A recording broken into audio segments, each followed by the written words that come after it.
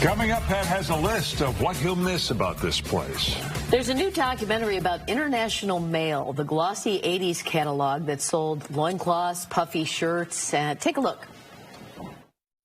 Once upon a time, a small band of outsiders formed an unlikely family, and together they created something that would change the way men would look at themselves and how the world would look at them. When you say International Male, I get very excited. It was Victoria's Secret for men.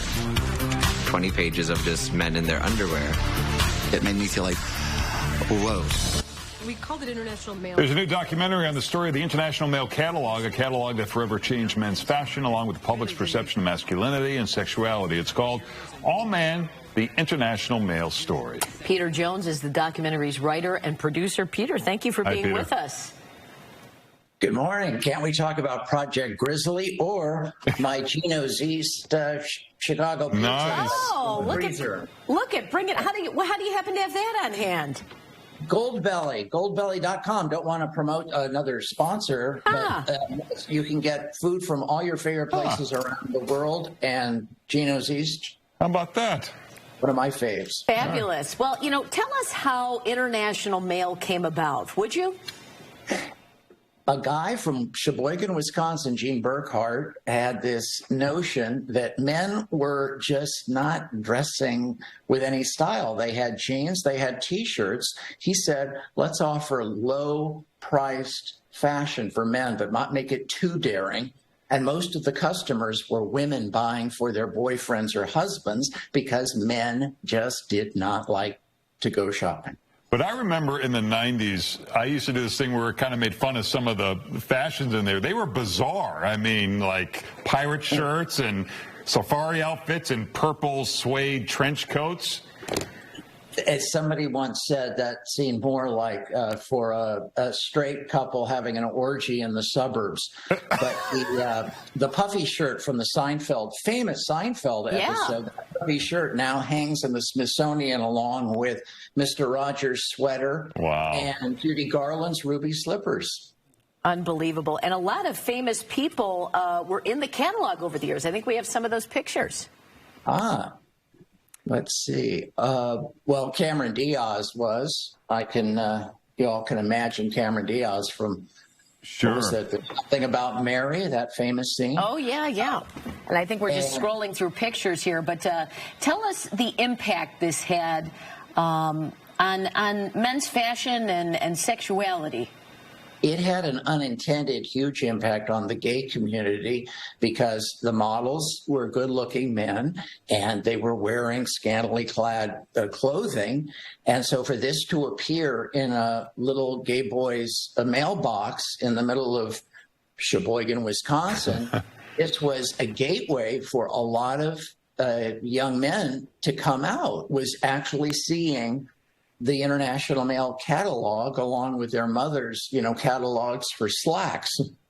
Why did this go away? Obviously, online came about, but because I went looking for it about a year ago just to follow up on some of the silly fashions that we used to make fun of, and I really couldn't find it anywhere. Well, it was bought by a big catalog company, and that's when it got crazy with the sort of bad taste stuff. But people kind of like bad taste because it did much bigger business than when the original owner, Gene Burkhardt, had it. But that just goes to show, now people can get everything online, and you miss the brick and mortar nature. They have 2 stores in Los Angeles and also San Diego. It was just a wonderful thing. People would go to the store, and it was their social life. People would meet via the catalog and the store. So it really created kind of a social movement of men feeling okay getting together, wearing more stylish clothes, and just feeling a little more free. It's no accident that it started in the year 1976, the year of the bicentennial. So freedom from the male was their slogan. Do you feel like this catalog had an impact on, like today's fashion? We see very gender-neutral clothing. You see, stars on the runway men wearing skirts, Timothée Chalamet wearing like kind of a halter top. Is this just blurred the lines where really men can do anything they want now as far as fashion? 100%. Yeah, that's the soundbite. You just said what I would have said. It did, and it gave people, just men and women, the freedom to experiment, especially with color. You know, somebody in the film says men just didn't wear color. But when you watched Miami Vice, that was a real shift for people to watch on national television, men wearing pastels. Mm-hmm. And in the 90s, when I discovered this kind of in its heyday, that it was in the midst of the AIDS crisis, how did that impact all this? It's a very sad story. Gene Burkhardt, from Sheboygan, Wisconsin, he built that company with a very small crew. Most of them were gay men that had been rejected by their own families. And when AIDS came, it decimated the international male staff. And Gene was so afraid, he didn't think he would be able to do it without the friends that brought the catalog, you know, to the world for the first time. So he did sell the company, and it was really because of AIDS and Gene losing all his friends. Oh, sad. Well, you can see All Man, the International Male Story, at the Chicago Reeling LGBT Film Festival. That's Sunday at Landmark Century Center Cinema, and it's streaming from September 30th to October 6th as well. And you can see the sites there on our screen. Thanks, Pete. Thanks. Thank you, guys. Time now for Around Town.